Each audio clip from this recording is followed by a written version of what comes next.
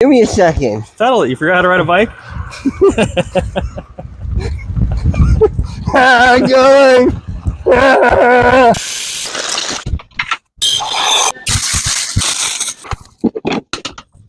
All right, I'm aware you're probably wondering, why would I do this in the first place? Why would we make a pedal kit for a bike that weighs 150 pounds? Can't go that fast with a pedal kit. Also, doesn't really make any difference because the police and everybody know what it is in the first place. And they also make a couple kits. There's a company that makes a kit for $200 that doesn't actually pedal the bike, and for $220 that does propel the bike. So first answer there is we're cheap, but why build it in the first place? We really wanted to be able to go to Catalina with these bikes. We live in Southern California, and we've heard that you're not really allowed on the shuttles unless you have a removable battery and a pedal kit on the bike, whatever it is. So we've heard that they still will deny access. They will still not allow you to bring the bikes on, even with those things sometimes, since they know what they are. So we didn't want to buy a $220 pedal kit just to try to get to Catalina and then have them tell us we can't come on anyways. So we figured we could just make our own kit for really cheap, make it work well enough, and that's really the only reason that we're going to be doing it. There are some other scenarios where these kits might be useful, so when you're riding in maybe some busy areas or public areas or whatnot where you have the pedals, so it's a little bit easier, a little plausible deniability, but that's basically it. So I don't think I've mentioned it on the channel. I am handicapped basically, physically, not so much mentally, but I do have a pretty severe ankle injury. Happened, I fell off a roof 11 years ago and had my talus bone, the core bone in my ankle, died, and then it wound up having bone spur issues, and it tore up a bunch of my cartilage in my ankle. I've had a couple surgeries on it, major complications. So I'm still not really able to walk very far pain-free. I'm pretty much in chronic pain every day. But I did grow up when I was younger doing a lot of hiking, backpacking, things like that. So I still like getting out, but these bikes have really been a huge source of freedom for me to be able to get out and do things. And unfortunately, when I was younger, I never was able to get to Catalina and hike anything outside of Avalon. I've only been to Avalon. So I really want to get to Avalon, go up to the airport. I've already called the airport. They said we can charge these bikes if we get them out there at the airport, and then also go from the airport down to Two Harbors on the opposite side of the island. So I believe it was somewhere around 15 miles or so each way, so about a 30-mile ride.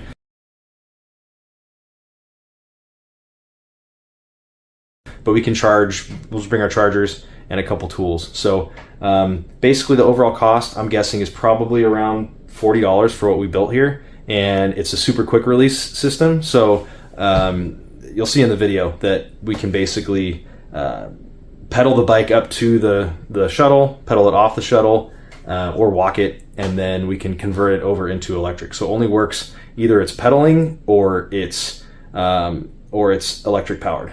Other than that, really appreciate it. If you enjoyed the video, would really appreciate a like and subscribe, and see if we can actually fail or succeed at getting to Catalina. If not, we're gonna have to figure something else out. So maybe buy our own boat, build our own boat, and start doing shuttles or something that way. Seriously, we're thinking about that. So we really want to get out there. It's a beautiful place, one of my favorite places in Southern California. So hopefully you enjoy the video, and here it goes.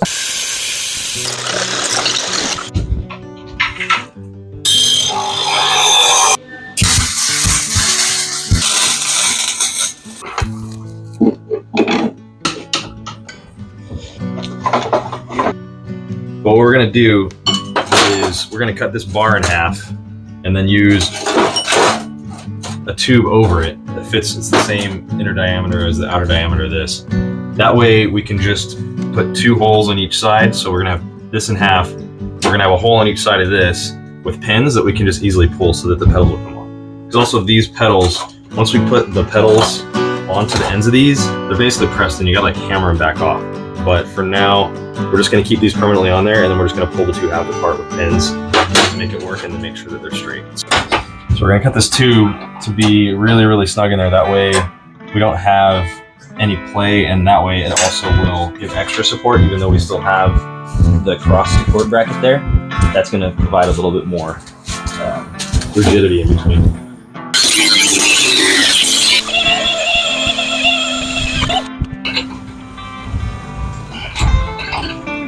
Put that on there. Hulk. Oops, he's slipping.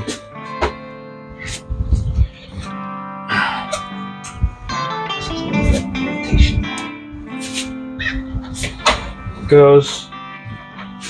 Do the same thing to this one. Yeah. We got shorter pedal cranks, so those will work a little nicer. So go ahead and pull it apart. See how well you can take it apart. All right. Nice and simple. We got you for a second though. That one out. 1, 2, 3. All right. So now, obviously, you're going to be putting it on and taking it off while the bike is on its kickstand. So go ahead and pull it off. Okay.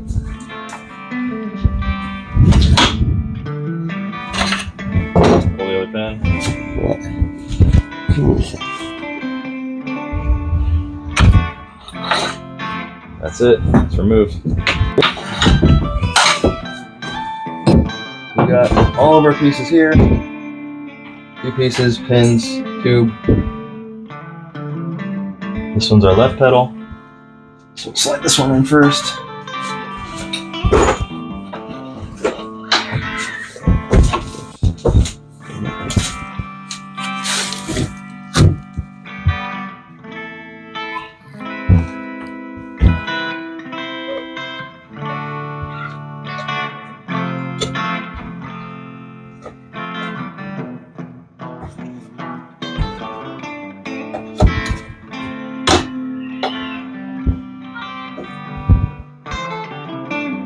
Is that on? Okay. There it goes.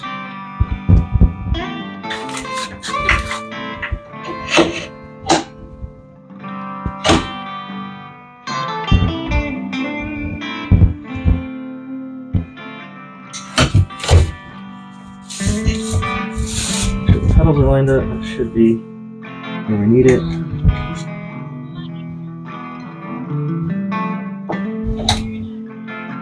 There we go. Forgot how to ride a bike. Yeah, it's weird when it doesn't actually do anything.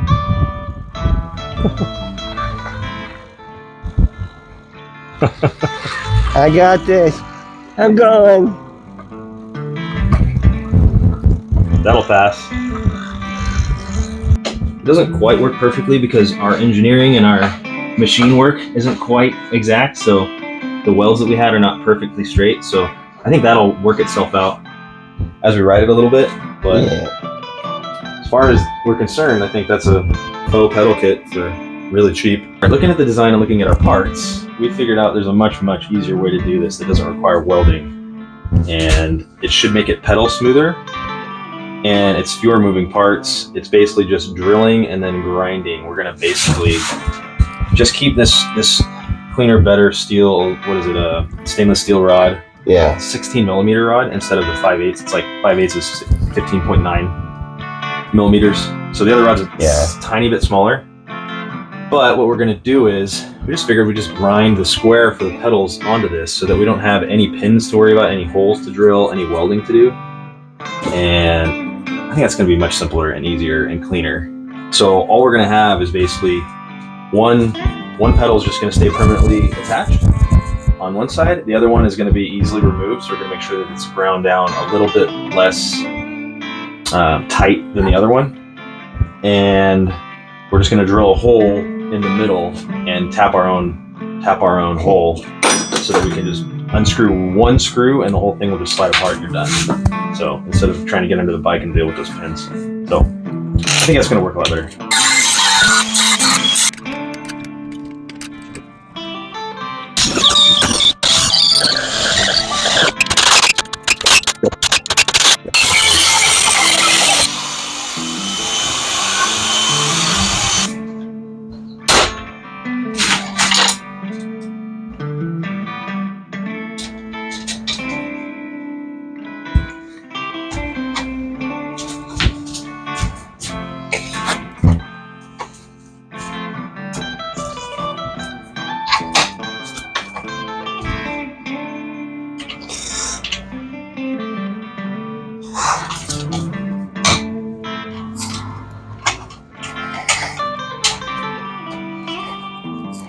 There it is.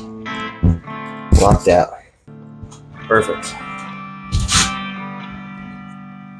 That's where you wanted it, right? Yeah, hold it in place.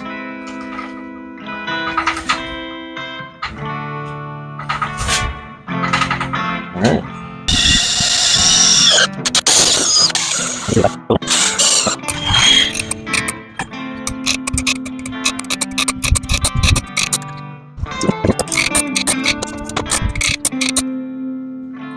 All right, so we got this lock nut that's basically going to be sitting right about the same height as the rest of the chain rollers so that it can't slide side to side. I think the next iteration we're going to probably just weld this to the shaft because that'll work also, but for now this will work. So it pops all the way through the other side. So you can see it going through. Not pretty, but it'll work. So we got the rod that the sprocket's going onto. We figured it was easier to just tap out the rod and drill out everything else. So this is threaded, the sprocket, and I guess both ends of the sprocket are not. So let's put it together. All right.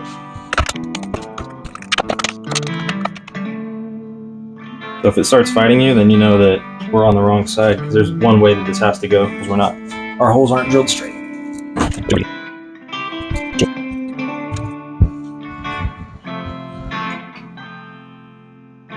And that's it. Cool.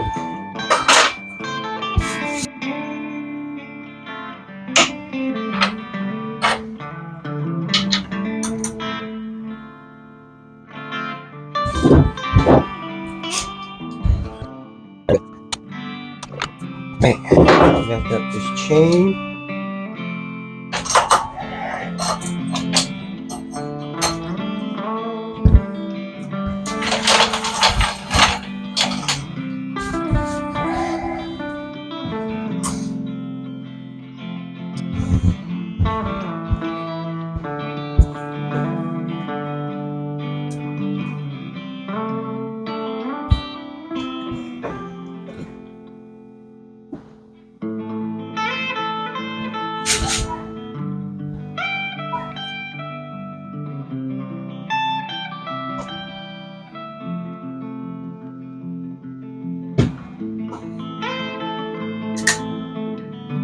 Here we go.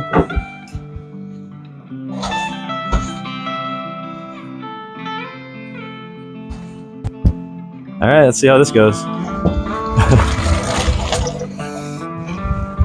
Forgot to pedal. Yeah. Pedal it. Give me a second. Pedal it. You forgot how to ride a bike? Going.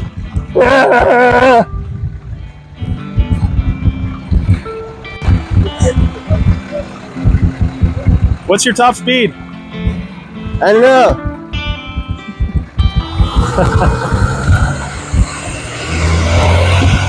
Try to make it up that.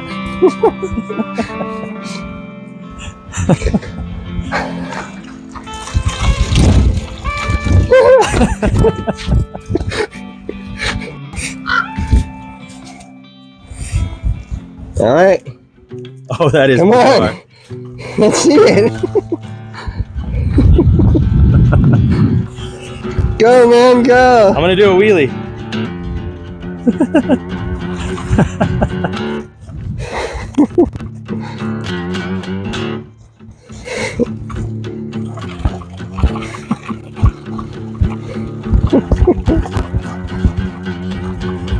All right, up the ramp. No, I'm not doing that. All right, so we got it figured out. So the pedal kit works. It's using the front hole that is for your pegs. We had to drill out to 16 millimeters. That one's unused, so we didn't mess with our normal peg holes.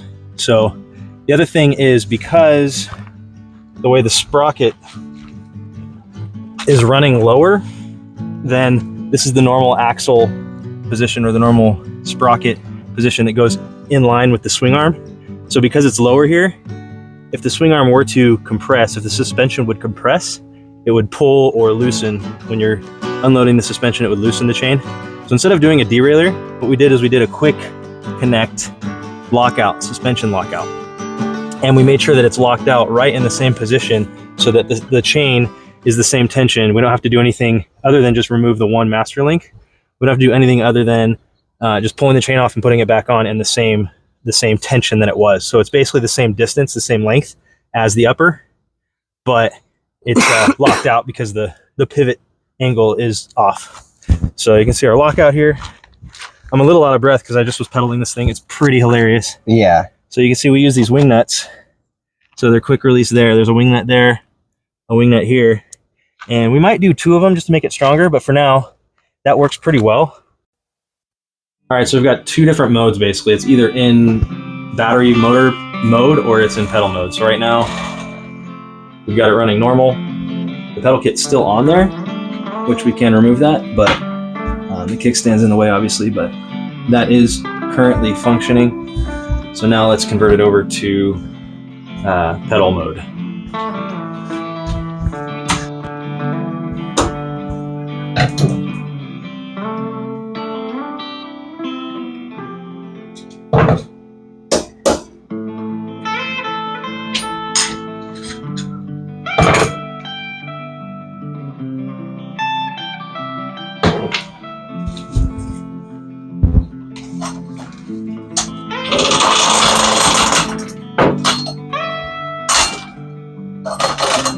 So you have to go underneath that cross member there for the suspension. So because the lower sprocket is so much lower, you have to reroute it that way. So just keep mindful of that.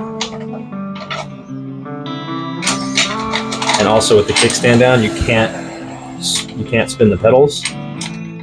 So that's another thing that you got to kind of route it next to it and then put the chain on once you get it there. Okay.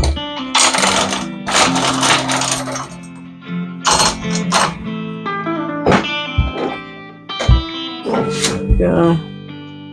Boom. Well, that one tight.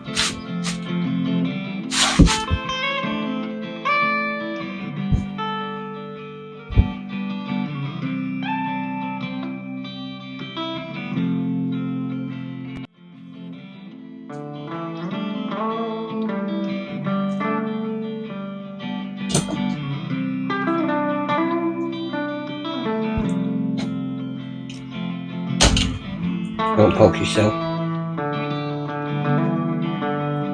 Yeah, it's easy to do. All right, so now we're in pedal mode. Hop on. So we left the suspension lockout just so that it's easier there, but basically, see the pedals are functioning again. Same length chain, no funny noises. Everything's working great. So about less than 2 minutes to go from power mode to pedal mode, and then it's about the same amount of time to go the opposite way. I want to do it. Take off that, so. All right, so we're gonna go from pedal mode with the lockout to power mode without the lockout. You definitely want to be really careful to not hop on it with power and forget that lockout, because you might do damage to your suspension or your frame. But again, this is really just to get on the Catalina Express is the main goal. Hopefully they'll see that we're pedaling it, they'll see our pedals spinning, they're connected by chain, and hopefully it'll work.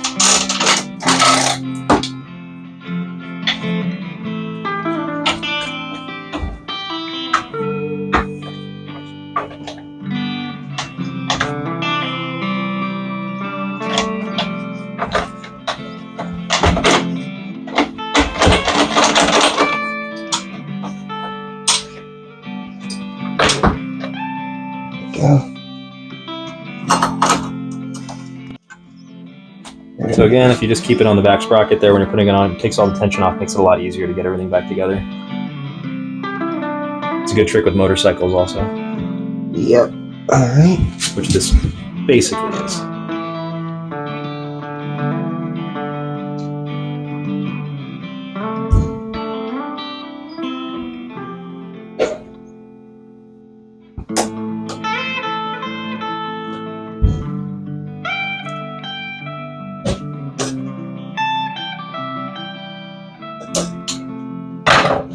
All right, pop off that lockout.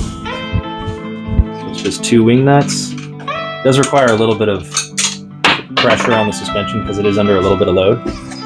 So that is that.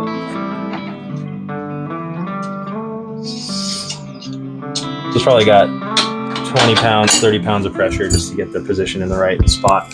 So we can adjust those lockouts. But that was probably what, another minute and a half, 2 minutes to get it back into e-ride mode. So all good now. Hop on it, take it for a spin. All right. Oh, and you still got the pedals on it. So you want to leave it on, you can. Yeah, I mean, that's another thing. I mean, you can leave them on, especially in Catalina. I think we're going to leave them on while we're riding out there because we're not planning on doing anything crazy. We want to look like we're still able to pedal. Ooh. Don't do that. But now the pedals are free. They're not touching the chain. It's all completely disconnected there. And now he's got full battery throttle mode.